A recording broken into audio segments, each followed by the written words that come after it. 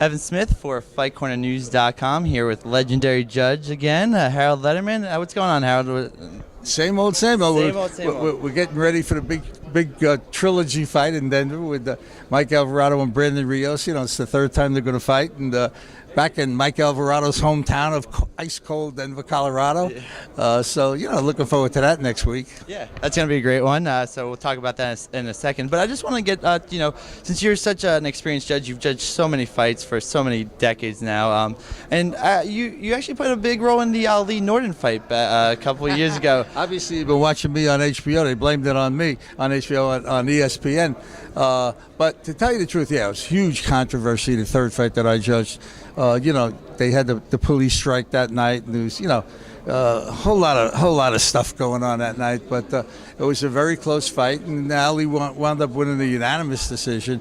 The other judge, Barney Smith, had it the same way I did, 8-7, and Arthur McCanty, the scoring referee that night, had it 8-6-1 Ali. So, you know, it wasn't only me, I'll put it to you that way, but it was close, it was controversial, and everybody always talks about Ali Norton III, but, you know, what are you going to do? So, I mean, that's just on the topic of controversy. There was a fight a couple weeks ago with all the controversy with the Bradley Chavez fight, and also just in general in the sport of boxing, it seems like, you know, it's amazing how three people, you know, can see the fight three different ways. Can you just tell us about that as, you know, being a judge yourself?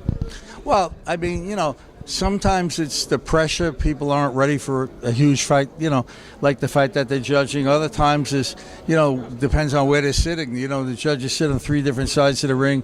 A lot of times you get blocked by the referee. You don't see a punch, or if a guy's back is getting in your way, or if the referee's in your way. So, you know, there's all kinds of factors that play into it. But, I mean, I've always found that in the high-profile fights that people talk about, if they would only assign three judges from anywhere, in other words, not pick three judges from a sanctioning body or where they live, like Nevada used to use all Nevada judges in high-profile fights, and it's not fair.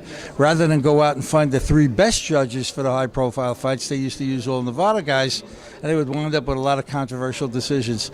I think you could prevent that just by being more selective on who you use. Do you think, you know, they used to use the referees to judge the fights? Is that a good thing that they moved away from that? Right. I think it is a good thing that the referee doesn't score. The referee's got too much to do. If he would only do his job correctly, you know, we'd have a lot less injuries in boxing. The referee has to really watch out for the safety of the fighter rather than concentrate on who's winning and who's losing. There's no doubt that, you know, no question that the referee has the best view of the fight.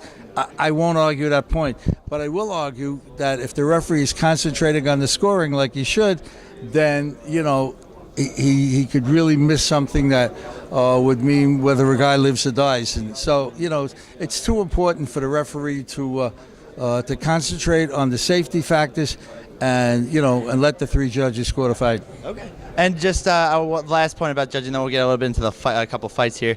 Just you bring such an exuberance to the you know, to the ringside when you do, you know, the OK Gym, and you know, I gotta tell you something, like what you know, what motivates you to, you know, say those type of things? Easy answer. I love boxing. There you go. You know, if you love it as much as I do, and I've been around it a long time, you get very enthusiastic about boxing. I always do. Okay, great. And so, all right, so let's talk real quick about Mike Alvarado, Brandon Rios. Coming up on the 24th, I believe that's the date. The rubber match. Rios, you know, got the win in the first one. Alvarado outboxed him in the second one.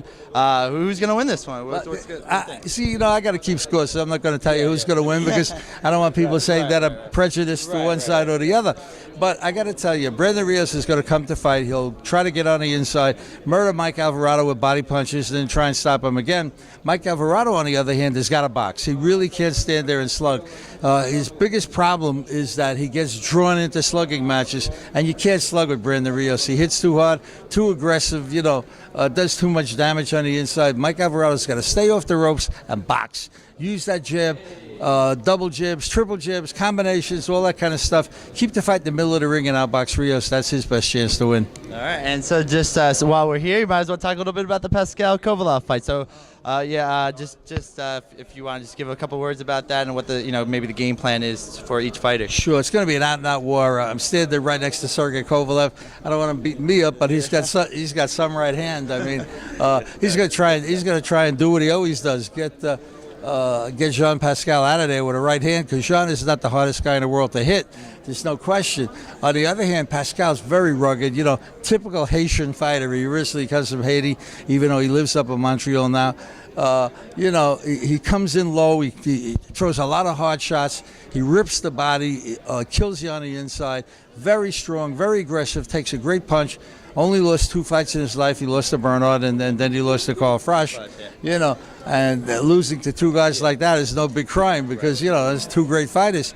So I think that Pascal will try to be aggressive, try to rough up Kovalev, try to bang to the body. On the other hand, Sergey, I think he's going to try and box a little and then set up Jean Pascal for that big right hand and get him out of there the way he gets everybody else out of there. Yeah. Is that a wise decision for them for Pascal to open up like that, or to open up and go to war with him, or there's no doubt. I think it's going to turn into a war.